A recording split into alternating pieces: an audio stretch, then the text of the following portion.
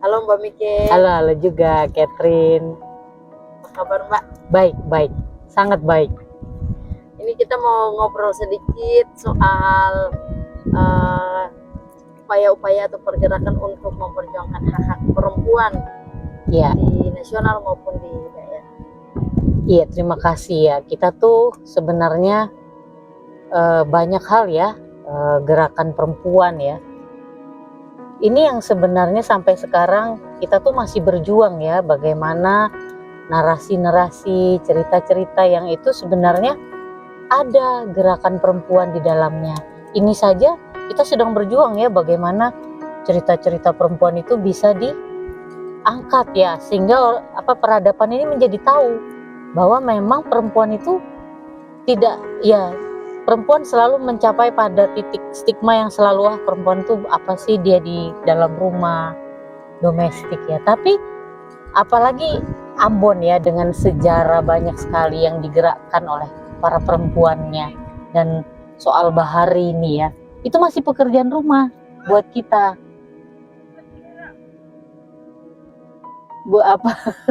Buat kita ya. Jadi ditambah lagi ya itu tadi pengakuan atau masih sangat sulit bahwa sebenarnya kalau kita lihat ya, hak-hak perempuan itu menjadi hal yang kita perjuangkan bersama, meskipun juga sebenarnya hari ini kita juga nggak bisa dong ya melihat bahwa perempuan masih begitu-begitu aja gitu. Enggak, perempuan juga bergerak, perempuan mengambil peran-perannya.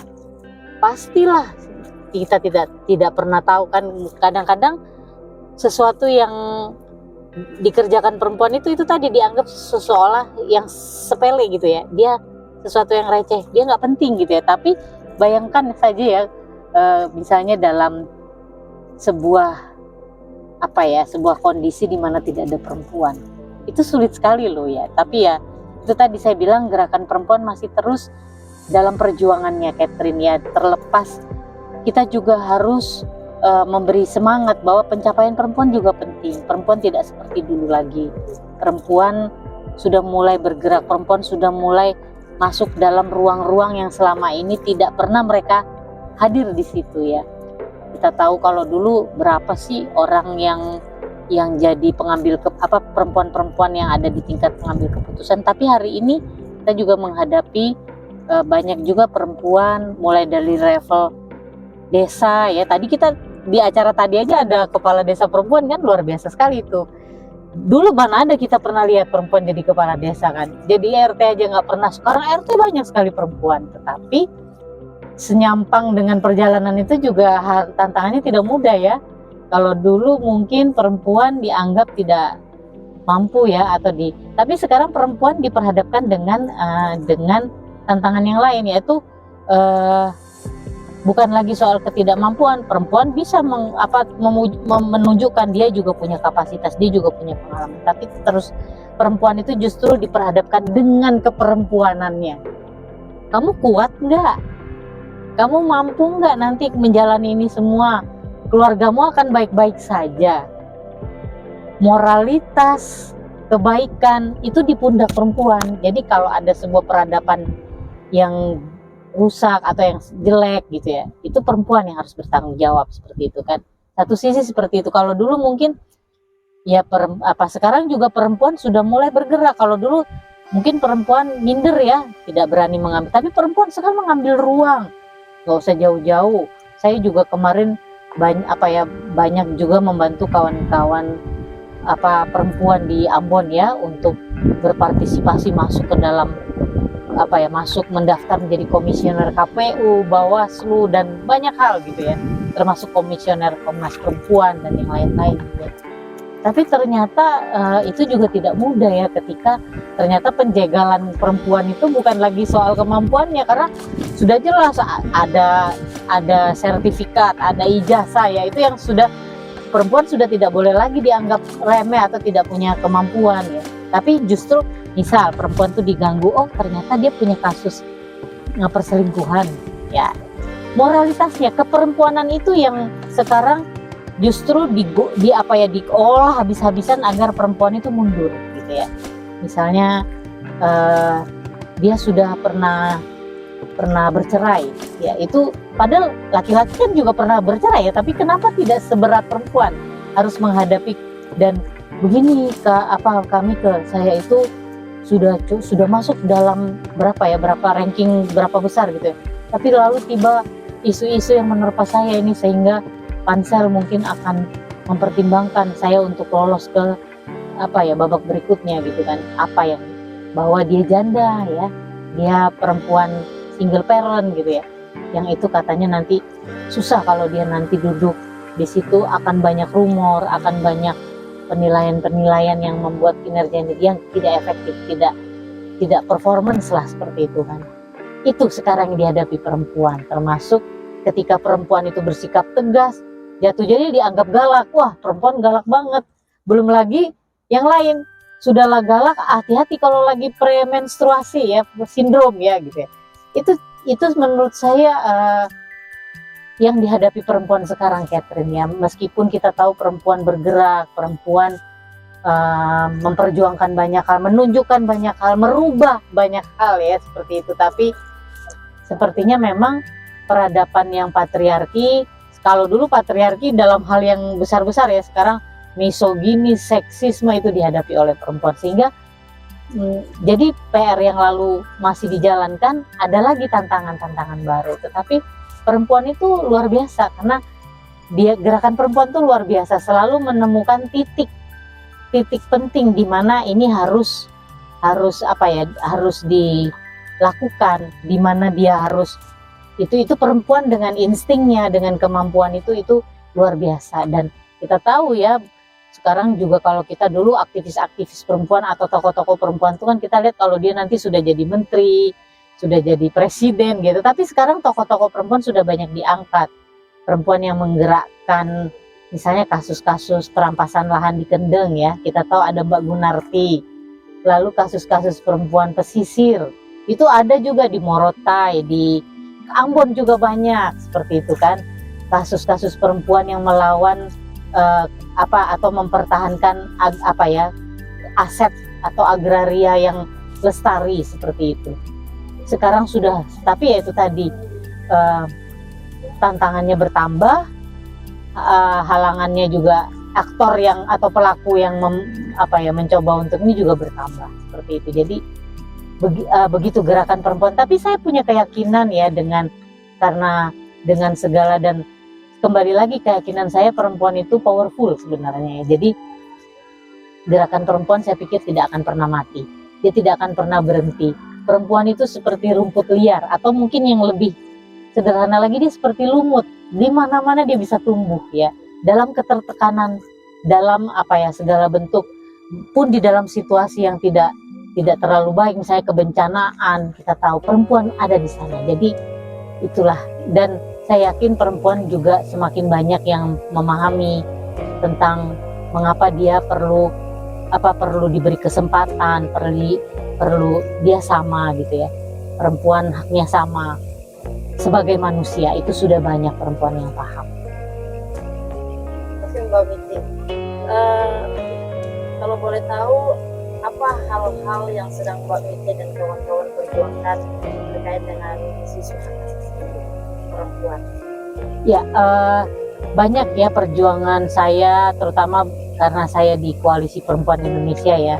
Saya itu di Koalisi Perempuan Indonesia sudah hampir 20 tahun lebih lah ya.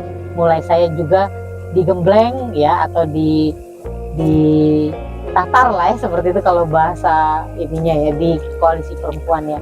Mulai dulu nggak paham yang namanya gender, sampai ya kita juga yang paling kuat ya bicara soal itu. Jadi tentu saja Koalisi Perempuan sebagai organisasi massa perempuan, di mana anggotanya perempuan dari berbagai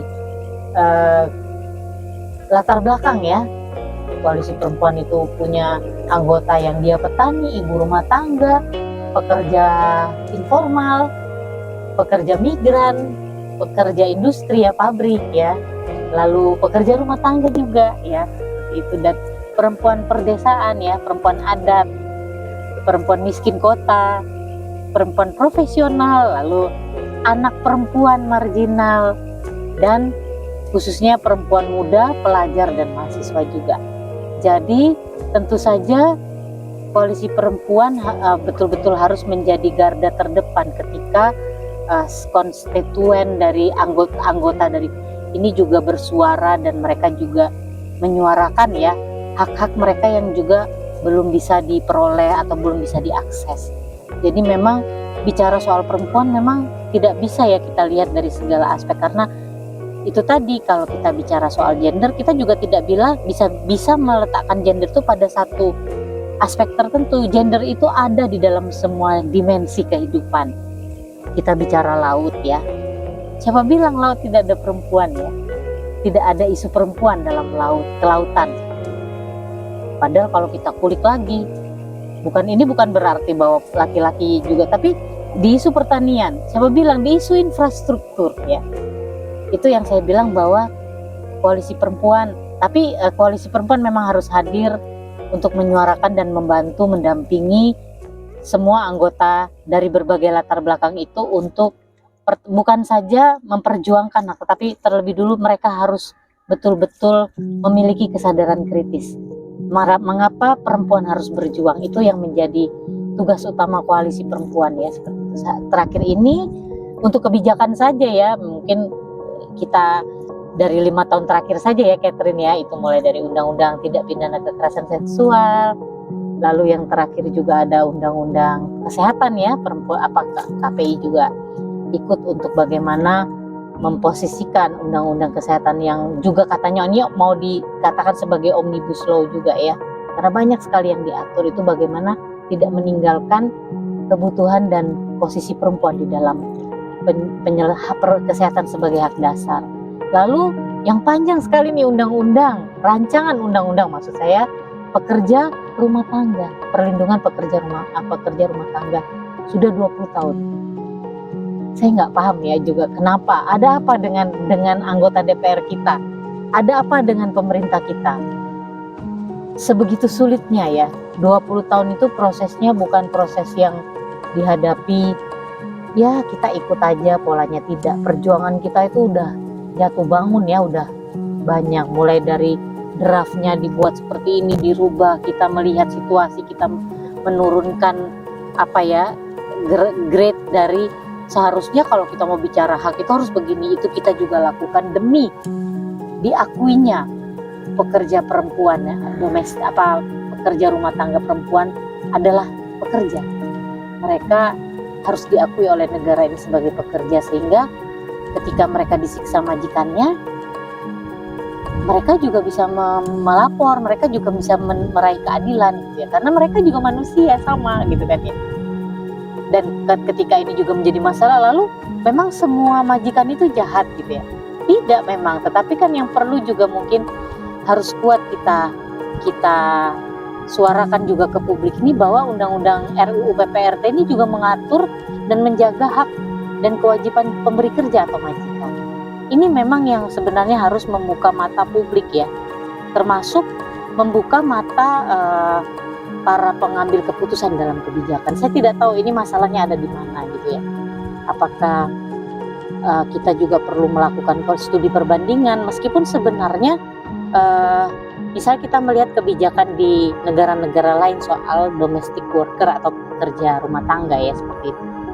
Mereka sangat bulat ya memandang perempuan pekerja rumah tangga ini adalah bagian yang memang tidak boleh didiskriminasikan gitu. Mereka juga pekerja, mereka punya kontribusi bukan saja kepada keluarga di mana mereka bekerja, tapi kontribusi mereka itu juga meluas kepada hal-hal yang lebih makro, hal-hal yang lebih luas ya, soal pembangunan, soal bagaimana kestabilan ekonomi saja lah. Bayangkan ya, seorang anggota DPR, apakah dia bisa bekerja tenang nih kalau dia tidak punya PRT? Dan kita tahu dong, anggota DPR itu mungkin dia tidak punya satu PRT, bisa 5 atau bahkan lebih ya, seperti itu. Itu juga seharusnya yang harus menjadi kesadaran kesadaran yang kuat ya, bahwa PRT itu punya kontribusi terhadap keberhasilannya, karirnya mereka yang sukses, atau juga bagaimana mereka juga ikut membantu menjaga situasi dalam rumah ketika mereka ditinggal kerja. Nah, ini yang satu itu ya, dan juga tentunya karena koalisi perempuan juga bicara soal hak-hak pekerja, kita sekarang sedang mendukung juga Indonesia untuk meratifikasi nih sebuah konvensi dari konvensi ILO ya 190, yang itu bagaimana negara Indonesia juga mengambil peran serta, karena ini untuk menjamin ya setiap orang di dalam lingkup pekerjaannya, mau informal, formal, dan yang lain, itu harus terbebas dari kekerasan berbasis gender dan seksual. Indonesia belum ratifikasi, tapi beberapa negara sudah ya, dan dapat terlihat ya negara-negara yang sudah ratifikasi ILO 190 ini, mereka juga punya dampak yang baik, perusahaan mereka maju, tingkat kebahagiaan ya pekerja yang ada di dalam perusahaan atau itu juga ikut ter-upgrade ya, karena mereka juga memastikan ada sebuah jaminan ya keamanan dalam lingkup kerja, termasuk rasa aman dari kekerasan berbasis gender dan seksual. Terakhir Mbak, harapan Mbak Mike untuk pergerakan perempuan di Indonesia, untuk perempuan-perempuan yang memperjuangkan haknya, apa tanggapan Mbak? Ya, harapan saya sebenarnya juga mungkin masih sama dengan yang kemarin-kemarin ya. Tapi saya punya satu titik tekan ya, bahwa perjuangan kita ini, kalau kita mau lihat sejarah itu kan perjuangan mungkin kalau Ambon saja ya, ada Marta Christina Tiahahu ya.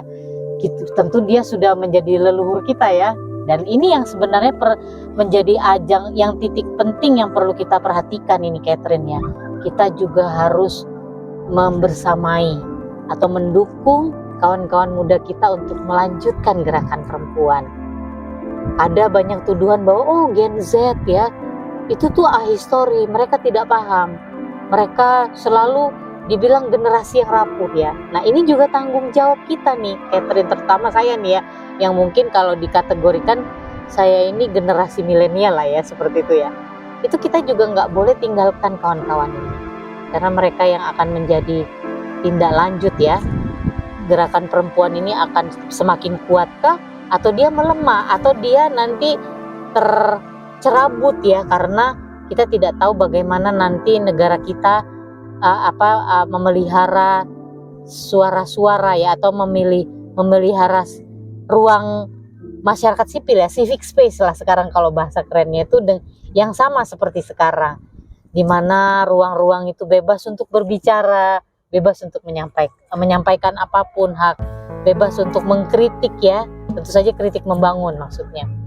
Nah, kita juga harus persiapkan apapun yang terjadi nih, terutama adik-adik kita ya, bagaimana mereka juga harus diperkaya dengan sejarah-sejarah yang bisa jadi ini menjadi bagian yang membanggakan buat mereka, bahwa saya hadir ini ternyata ada hal yang di belakang itu sangat gila-gilaan dilakukan oleh gerakan perempuan, dan itu harus menjadi kebanggaan bagi adik-adik kita, bahwa mereka hadir sekarang itu tidak hadir dengan menghadapi situasinya begini, saya takut, apakah saya bisa, tapi justru ketika kita menguatkan mereka, kita juga membantu mereka mengenalkan bagaimana masa lalu tuh, bukannya kita kok selalu ingat masa lalu terus, bukan, tetapi untuk memperkuat mereka bahwa kehadiran mereka ini juga diperkuat oleh sejarah-sejarah gerakan perempuan yang tentunya ini menopang mereka gitu ya. Mereka tidak sendiri, mereka juga ada kakak-kakak, mereka juga ada para pendahulu ya yang juga sebenarnya sudah berbicara. Itu yang perlu kita kuatkan. Jadi generasi muda kita juga harus sama kuatnya, harus sama ketahanannya ya, resiliensinya menghadapi banyak hal ke depan. Karena apa, kayak saya ini nanti sebentar lagi menjadi tua ya, tidak kuat kemana-mana. Mungkin sekarang masih bisa nih main-main sama Catherine dan Wulan ya di Teluk yang sangat indah ini. Bisa jadi saya mungkin besok baru jalan 300 meter sudah tidak kuat ya. Nah, bukan persoalan itu saja, bahkan banyak hal yang perlu kita perjuangkan ke depan ini harus ada tindak lanjutnya. Jadi mari kita juga bersama-sama terus memperkuat nih. Jadi gerakan perempuan itu, saya yakin dia akan terus ada, karena itu tadi, kehidupan ini tidak akan pernah berjalan sesempurna apa yang firman Tuhan katakan kalau perempuan tidak ada, karena kita semua berasal dari perempuan.